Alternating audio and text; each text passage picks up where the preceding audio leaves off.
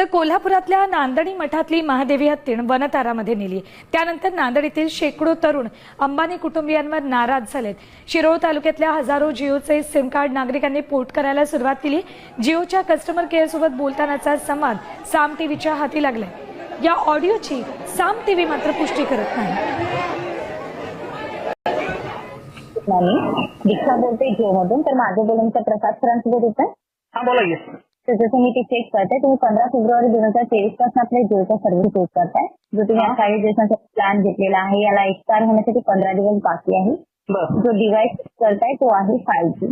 काही इश्यू होते का तुम्हाला जिओ सर्व्हिस किंवा नेटवर्क कनेक्टिव्हिटीला घेऊन? हा सर्व्हिस सुद्धा आमचा इश्यू झाला आहे आणि अंबानीचा कुठला प्रोडक्ट वापरणार नाही। आमच्या इथं हत्ती घेऊन गेला अंबानीने, त्यामुळे जिओ आणि रिलायन्सशी रिलेटेड आम्ही कुठलाही प्रोडक्ट वापरणार नाही। त्यामुळे मी पोर्टिंगला टाकलेला आहे। इश्यू होते सर। ओके, अंबानी आमच्या इथून हत्ती घेऊन गेला आहे महाराष्ट्रात आमच्या धर्माचा।